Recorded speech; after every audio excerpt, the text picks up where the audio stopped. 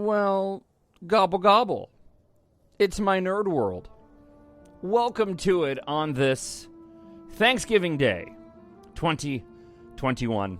It's a Star Wars podcast. Took a week off last week. We'll talk a little bit about that. But we've got a Thanksgiving of news, which also happens to be the title of this week's episode. Live-action Sabine casting for the Ahsoka series, plus we do have some more Ahsoka news.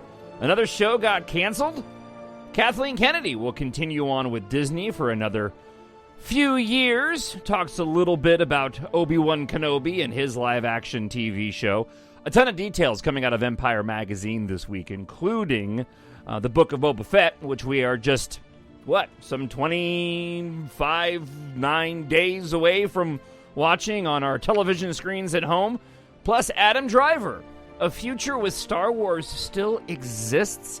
And we have your listener feedback this week. All right, let's get right to it. It is My Nerd World, the Star Wars podcast. Thanks for joining the show this week.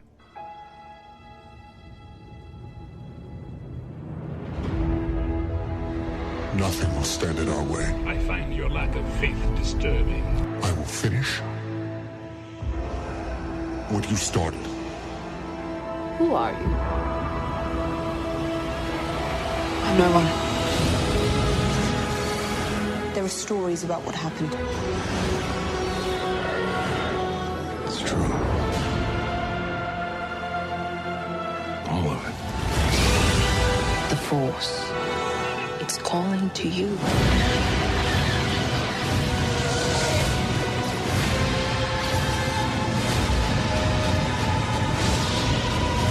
My Nerd World. Just let it in.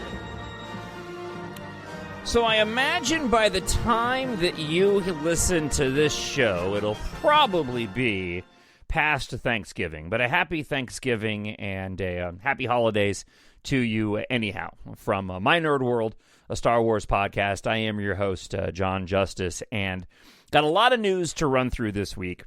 Before we get to that, I just wanted to take a few minutes, and I'll try to keep it Star Wars themed. I took last week off. And I'm not going to get into the details of what's been going on in my life for the past several months, but just a lot of things have been going on, and thankfully I've still been able to, for the most part, put out a show every week. But needed to take a weekend off last week, and I apologize for that. I like to be consistent with the show, but on this Thanksgiving Day, or whenever you're listening to this. I hope that you take the time to, regardless of what's going on in your life, to stop and give thanks for everything that you have. I know that I am. I know that on this Thanksgiving Day, as I sit down here to record this podcast while my wife and my boys are upstairs doing various things, just enjoying their Thanksgiving day off of school. Melinda starting to work on dinner for us, and I know that I'm truly thankful. I'm thankful for you, that you take the time to listen to the show, and I've been excited about doing the show all day long. I've kind of waited until later in the day. I meant to do it earlier, but just was kind of enjoying the day with my wife and my kids. But wanted to make sure that I got something out heading into the weekend that hopefully you can enjoy as well. And take a moment and say, I want to take a moment and say I'm thankful for Star Wars, and I'm thankful for Star Wars for how it enriches our lives and what it does to enrich the things that are most important in our lives, right? Star Wars is so much about family, not just the family that we watch on the screens, whether in the theater or at home, or that we read, or that we listen to in the stories that are told, but what it does for families and bringing families together, and the memories that it creates and that it has created. I am so incredibly thankful for that. I'm also thankful for the messaging inside Star Wars. I'm thankful for what George Lucas created and what is being created now, and that which is drawing from what George Lucas drew from. The themes within Star Wars. And, one theme, and a famous line from Yoda Fear leads to anger. Anger leads to hate. Hate leads to suffering. Those words resonate even in the real world, especially the fear part of it. Ultimately, fear does lead to suffering. And there's some really powerful themes within Star Wars that are relatable to our lives. Luke in The Rise of Skywalker, one of my favorite lines in that movie, and I love that movie so much. But one of my favorite lines in that movie is towards the end when he's a Force ghost and he's talking to Rey, and he says, confronting fear is the destiny of a Jedi, and fear is something that it's so nefarious and so damaging. And again, I'm drawing from what I've been experiencing the past couple of months with, which thankfully I can say that I'm putting behind me and moving forward and looking forward to the holiday season and the new year coming up. But just those themes, they really, really do resonate, and they speak to you in enhancing those more important things in life, right? Star Wars is just Star Wars. It's entertainment. It's fun. It's, again, something that brings us together, something that we can enjoy. But when I look at my life and what's most important in my life, it's God, it's my family, it's my job so that I can support my family.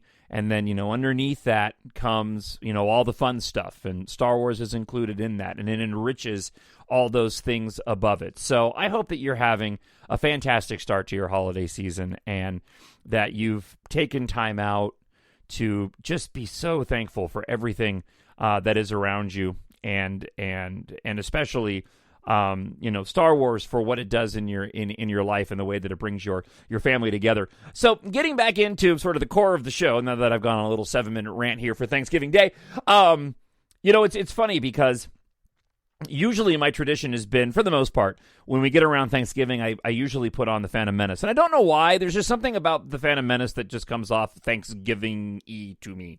But I decided to start watching Mandalorian. I started to do a rewatch of The Mandalorian. And that's why a moment ago I mentioned, the content that's being created, and specifically the content that's being created by individuals who are telling Star Wars stories, but are taking their inspiration from what George Lucas was inspired by. And Jon Favreau was very keen to go and say that. I think that most of the content creators for Star Wars do that. But when it comes to the sequel trilogy, I think there's a difference there, which I don't mind because I love the sequel trilogy. But, sitting down and watching The Mandalorian, it took on sort of a Thanksgiving vibe, and watching Grogu and The Mandalorian, and I'm only through chapter 3 or 4 of season 1. Just been watching it over the course of the past 2 days, and I don't know. I say this a lot on the show, heading into the news, and I talk about it a lot, but again, sitting down, putting the phone aside, and just watching it, having not watched it in a while, and I always seem to find a new appreciation for the content that's being put out, and it gets me excited for what's coming in the future. So, with all that being said, let's actually get into the news, because you're probably sitting back going, John, when are you going to talk about all the stuff you said that you were going to talk about? Well, I'm going to go and do that right now. When I found you, I saw raw, untamed power. And beyond that, something truly special. There was a story that MakingStarWars.net put up, and I missed it. It was back on October 25th, but I guess that Andy Serkis has been cast for the Andor series next year, and Jason Ward was speculating on whether or not he could possibly return to Andor to play Snoke, and the thought being that perhaps Palpatine had created a Snoke clone that was Snoke long before, right, the events of the original trilogy. But he, and I kind of agree with him, in the article laid out that most likely, Occam's razor, the obvious answer is probably the most The most obvious answer is probably the correct answer. And that is, Andy Serkis is an incredibly talented actor. He's got a good working relationship with Disney. He's got a good working relationship with Lucasfilm, and he's probably playing a different character in the Andor series. That being said, I think it would be rad. I would love to see Snoke show up in some other series. We do have some casting news. Deadline dropped this earlier in the week. Natasha Liu Bordizzo from The Society has been cast as the lead opposite Rosario Dawson in the Ahsoka spin-off series from The Mandalorian. The article says, I have learned and I hear that Bordizzo will be taking on the character of Sabine Wren from the Star Wars Rebel animated series. Representatives of both Lucasfilm and Bordizzo did not return email seeking comment. Dawson stars, of course, as Ahsoka Tano in the limited series after making the Star Wars, Clone Wars, and Rebel characters live-action debut in The Mandalorian. The offshoot, written by Dave Filoni and executive produced by Filoni and Jon Favreau, will continue Ahsoka's story. No additional information has been released from Lucasfilm. There's been a lot of online speculation that key characters from Rebels, such as Sabine Wren, which we now know has been cast, and Ezra Bridger would be joining Ahsoka in the new show. It only makes sense because we know that Ahsoka is looking for Admiral Thrawn, and we know that the last time we saw Admiral Thrawn, he was being shot off into space, spoiler alert, in a Star Destroyer, along with with Ezra, and they're probably going to try to go and find them. So, I know nothing about this actress whatsoever, apart from seeing a picture of her.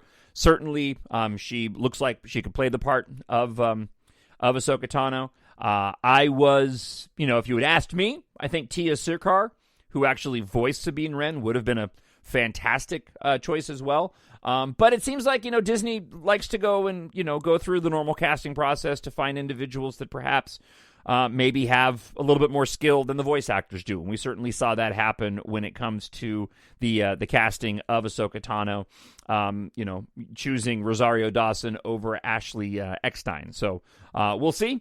Disney's done a great job with casting so far. Again, this woman looks the part, and I think like everybody, I'm just looking forward to watching the show. A lot of the details we have on the podcast this week is coming from the most recently released Empire magazine, including this. Speaking to Empire, Dave Filoni opened up about the progress on the Ahsoka show, which he's currently writing, and he said, doing that thing with my fingers, it's thrilling, I gotta tell you, of the script writing process. It's something you imagine doing for a long time, and then it's kind of startling when you're sitting there and now you have to do it. As you'd imagine, the show is offering him the chance to tell an Ahsoka story he's always wanted to tell with some new additions. I thought of this adventure for Ahsoka for a long time, and it's interesting to see how it's evolved, he says. Years ago, I would have imagined that it was sprung from a branch of a tree that had anything to do with a guy like... I never would have imagined that it would have sprung from a tree that would have had anything to do with a guy named Din Djarin or a child that looks like Yoda. It's a great lesson for me on how, when you have other creatives like Jon Favreau, they can help lend such dimension and depth to what you're doing. So we're kind of in that phase where we're hearing details about these upcoming shows next year without really getting any sort of substance whatsoever with regard to storyline or plot. Also from Empire Magazine, Kathleen Kennedy talked quite a bit, specifically and perhaps more relevant to the emotional Obi-Wan return with the live-action show. Before we get to that, though, there was a bit of news about the Rangers of the New Republic show, which had been talked about quite a bit in the rumor mill of being canceled, and now it looks like we have a bit of a confirmation that the show, in and of itself, in what it was supposed to be, no longer exists.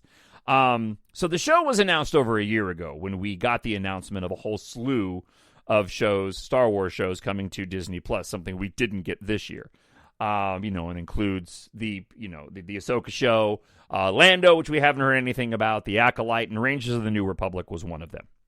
So, Rangers of the New Republic was apparently supposed to be a show that would focus on Gina Carano's character, Cara Dune. And, of course, we all know the unfortunate circumstances surrounding Gina Carano's departure from Disney and Lucasfilm. But Kathleen Kennedy went on to say that, in actuality, no scripts had been written for the show at all. It hadn't gone that far. And that elements of the show would now be rolled into other shows that are coming up. So it looks like anything titled Rangers of the New Republic now no longer sort of exists in the form that it was supposed to exist.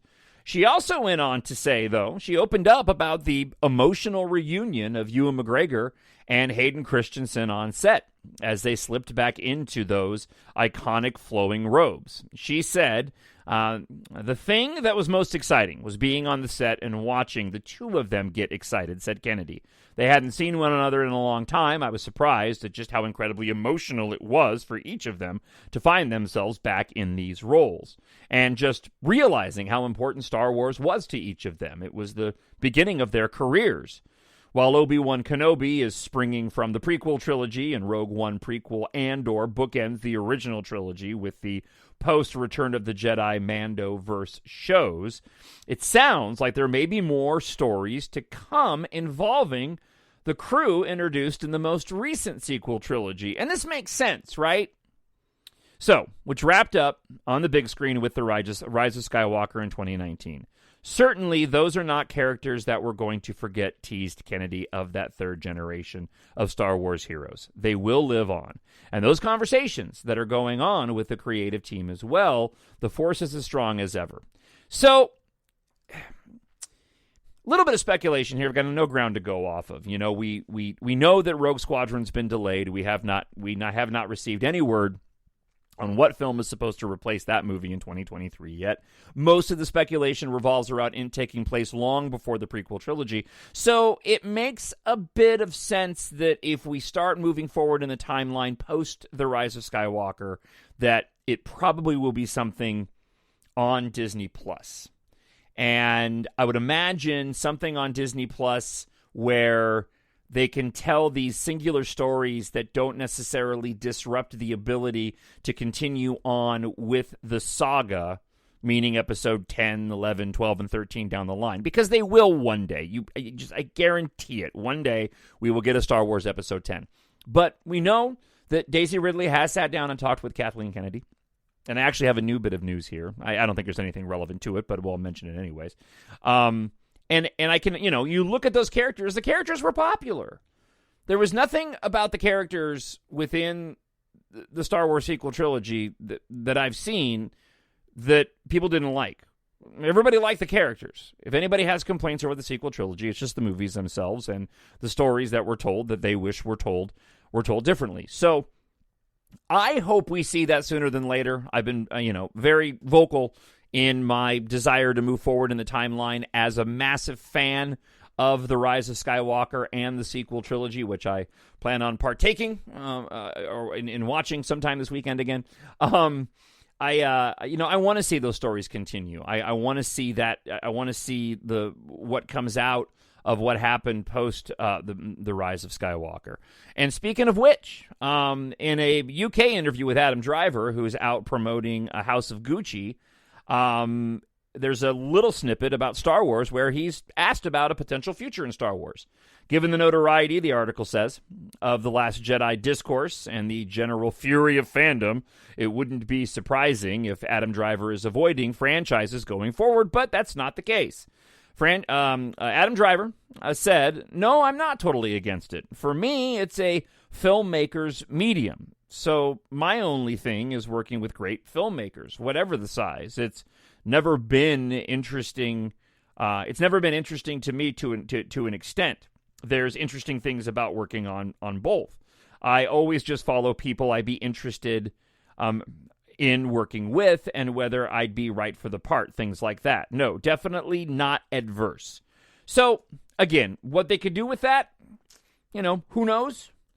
Could be, you could do a situation with a Rey show post The Rise of Skywalker and pull what we essentially are expecting of Hayden Christensen in the Ahsoka show, of him showing up as Force Ghost.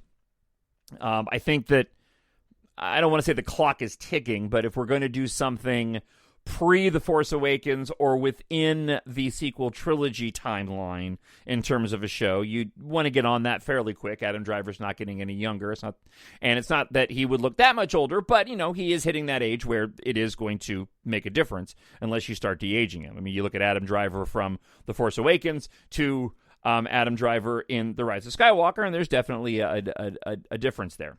So, again, not surprised that Adam Driver would make those comments, but also nothing there that would lend itself to believe that he's in talks with Disney or Lucasfilm about reprising his role as Kylo Ren. All right, and now we get to sort of the core of what the Empire Online, the Empire Magazine had to say about the Book of Boba Fett. And here are some of the comments about the next piece of Star Wars content that we'll all be watching very soon. As we saw in the proposed credits sting of The Mandalorian Season 2, none other than Bib Fortuna had ascended to the throne of Jabba the Hutt before getting swiftly dispatched by Boba Fett with the help of Fennec Shand. Now, in the Book of Boba Fett, a new era of galactic crime is about to begin. Picking up where that teaser left off, the series from the Mandalorian creators and director Robert Rodriguez will depict the bounty hunter's foray into crime boss territory. There's a power vacuum, explains Jon Favreau. By the way, I'm not kidding, and I wasn't the only one. When I first read that quote, this was put up, I think Star Wars tweeted it out this week, and said that the Book of Boba Fett will explore the power vacuum left behind by Jabba the Hutt. And I just imagine Jabba the Hutt having an actual vacuum, like a Dyson. It's a power vacuum. Okay, let's get back to this. Because Jabba is gone, Jabba was clearly a very strong and imposing leader who people were very scared of and who seemed to rule with an iron fist. You pull somebody like that out of the ecosystem of Tatooine and Hutt space in general, and you have the opportunity that's ripe in the gangster genre. Since the dearly departed Fortuna was no Jabba, Boba Fett isn't exactly inheriting the tightest ship or sail barge, and will have his work cut out trying to carve out some kind of honor among thieves. Although Boba Fett is a very experienced bounty hunter, he's not experienced at running a criminal syndicate or managing forces, Favreau says.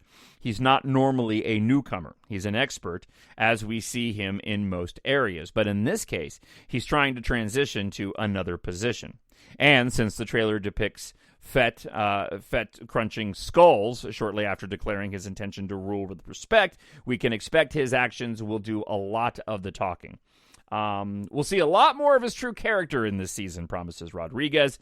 Seen swinging some heavy weaponry above in the behind-the-scenes snap. You'll definitely see him turn to barbarian mode. Boba is well and truly back. So here's the... and I've talked about this on the show before, but here's what I wonder, and that is, we know that the Ahsoka show will have, how do I want to put this, have more of a Force feel to it than Book of Boba Fett or The Mandalorian, right? Just because it's going to have Ahsoka in it. Andor probably won't have much of that. That'll be more along the lines of adventure, right? More, they've billed that more as sort of a spy type show, right? So is that new big batch of content that we're going to get on the big screen going to be more, like I've mentioned many times, mythology-based? I know that they've got a formula now. Mandalorian has worked. I have no doubt that Book of Boba Fett's going to work. I've got a lot of expectations actually for Andor. They've been working on that show for a long, long time, and I think that they know they've got something pretty unique on their hands, especially on the success of Rogue One. But again, with Rogue One, you're not talking about the Force all that much, and it reminds me of an article that was written I think a couple of years ago, saying that the Star Wars needed to move on from the Force, and that first film, A New Hope, right? It had it in it, but really did have sort of a lesser vibe to it. You know, may the Force be with you always. It was something that kind of hung out in the background. That, of course, got expanded greatly in the prequels and certainly in the sequel trilogy. I mean, and that's kind of what I'm driving at. In the sequel trilogy, we really got into all these different nuances of the Force and the powers and abilities that the Force can give individuals who are able to harness its power. So I'm really expecting and hoping for that when we get our films, that we get some Force-centric material. Because you're not going to get much of that beyond, you know, Grogu, what we got in The Mandalorian, and I don't think you're really going to get much of that, most likely, in the Book of Boba Fett, and it's an important part of the mythology, and it also, I think, drives the conversation more.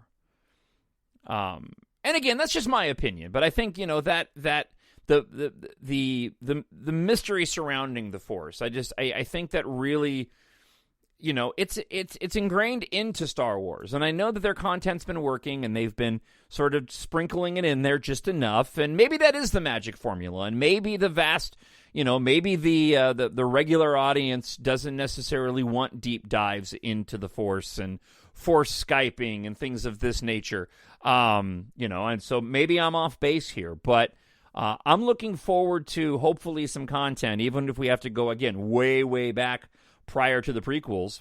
And maybe this is me sort of telling myself I need to dive into the High Republic, because I think that's kind of what the High Republic is about. Although I've heard that's been such a mixed bag. So, look, as always, what do you think? TalkShowNerd@gmail.com is the email address, or if you're listening to this on YouTube, leave a comment on the YouTube page. And I want to mention, too, a lot of those ads pop up on YouTube. You can always find the My Nerd World podcast on whatever Star Wars podcast on whatever podcast platform you typically use. All right, with that, let's go ahead and dive into some listener feedback this week. I need someone to show me my place in all this. All right, a friend of the show, Miranda, writes, I think there's a reason why we didn't get as much news as we did. I think they want to pick the right time to give us a slew of new Star Wars news and maybe previews. It could have been on Disney Day, but it didn't have to be, and I think there's a good reason for that. There is probably more going on that we do not know about yet, and I think they want to wait for a time when they could be in a position, especially as the world is continuing to transition back to normal or adapt to a new normal of how we do things, right? It's either that or reason number two is that we could see Star Wars having its most exciting days yet all over again, and they want to, Disney and Lucasfilm, they want to quietly continue to put anything and everything they want to put out together and give us a showcase for all their bits of news and announcements. And also, why hasn't anyone brought this up? Star Wars Celebration 2022. Or maybe wait until next May the 4th for that. But hey, 1 minute behind-the-scenes preview of the Obi-Wan series and a half-hour documentary special on Boba Fett doesn't have to be considered a dud for a day like today. Just a mini preamble. I like to keep it positive. Yeah, and I'm with you on that. I think that at the end of the day, expectations were really high within the fandom. I don't think the casual viewer really thought much about it. We're going to be inundated next year with Star Wars content, and I think you're right. To drop an Andor trailer, an Obi-Wan Kenobi trailer, an Ahsoka preview, a Mandalorian Season 3 preview, a week after we got the Book of Boba Fett trailer, when all of those things can be individually hyped prior to, I think is probably the reason why. It works a lot different than Marvel, right? Marvel's got a lot more characters. Well, let me rephrase that. That's not necessarily true. I think Marvel and Star Wars both have a healthy amount of characters. But Marvel's just a different beast. And the fandom treats Marvel differently. And so it makes sense for Disney to sit back and wait, give us what the next thing is and previews of that and little bits and bites, but then give us, before Andor drops, we'll get the trailer, just like they normally do. Before Ahsoka drops, we'll get the trailer. Before Obi-Wan Kenobi drops, then we'll get the trailer. They're instead of releasing a whole bunch of stuff at one time. Marvel just functions differently than Star Wars, and I think that, as I labeled on the show, on the last show, was Disney Day a dud? That was really more stemming from the expectations of what the fans had put out there and a lot of different sites had put out there of what they said was going to happen that didn't happen. So that's a long way of me saying, Miranda, that I agree with you. All right, Emily writes this. Regarding not getting the teaser trailer for Kenobi, O'Shea Jackson said, even I was waiting, and I'm in the damn thing. Got a good chuckle out of that. Thanks for the great show as always, John. Thank you, Emily. I appreciate that very much. And last piece of listener feedback this week comes from a friend of the show, Brian. And Brian Martin has this to say. I am paraphrasing this one critic who reviewed Ghostbusters Afterlife, but maybe this could apply to Star Wars too. Do you think that any franchise that becomes more fixated with its old mythology than trying to create something new out of the past is a franchise that becomes a ghost of itself? I hate to be so predictable in my answer to that, Brian, but it really is subjective. There's no way. For me personally, no. I thoroughly enjoyed Ghostbusters Afterlife. And as a matter of fact, I walked out of it thinking that had a very The Force Awakens vibe to it. In the way that the story played out with these new characters discovering what had happened in the past and going on their own journey. And I thoroughly enjoyed that film, just like I thoroughly enjoyed The Force Awakens and the sequel trilogy. So again, I think for an individual that may have written that, perhaps they believe that, but for me personally, it's subjective. It all depends on what you like and what you don't like. I've mentioned on the past several shows Sith Council with Christian Harloff that I enjoy quite a bit. And they've been going through all of the movies like I did about a year ago or so. And they did The Last Jedi and The Rise of Skywalker. And they were tough listens because the majority of the people on the panel didn't like either of those films. And it was entertaining to listen to simply from the standpoint of smiling, thinking, yeah, I disagree with you, and that's cool. And that's all that I just going, yeah, I disagree with that, and I disagree with that, and I disagree with that, and that's okay. You're entitled to your opinion. I think The Last Jedi is a masterpiece, and I think The Rise of Skywalker is an amazing Star Wars adventure film. I think it's classic, incredible Star Wars. I absolutely love that movie. And so I didn't sit back mad or have any sort of animosity. I just kind of chuckled to myself going, yeah, it's kind of what I expected they would say because I didn't appreciate those films, but I really did appreciate those films. And it was, there was one thing, and I want to mention this one thing, and I almost wrote to Sith Council a comment about this just because I got so annoyed. One of the things that Christian Harloff, the host, kept getting hung up on was a tease. And at the end of The Last Jedi, we talked about this before, but it's been a long time. But a tease at the end of The Last Jedi, that little moment on the Millennium Falcon before we get that tag with the kids on Canto Bight, right, with Broom Boy. And when you get this weird sort of introduction between Poe and Rey. And there was actually, and I can't remember her name now, but there was a listener of the show that used to write all the time that was convinced that Rey and Poe were going to get together. But it's that little nod, and she says, I'm Rey, and Poe says, I know. And then there's this hold on Rey where she's just gleefully smiling at Poe. Now, Christian had a beef with one part of that, and that was that Rey would have met Poe at the end of The Force Awakens. Although I know they were standing nearby, but I can't recall, whether or not they actually had like an exchange. Be that as it may, the whole reason that little moment took place was because Colin Trevorrow asked Rian Johnson to put it there because he was looking at having a romance between those two characters.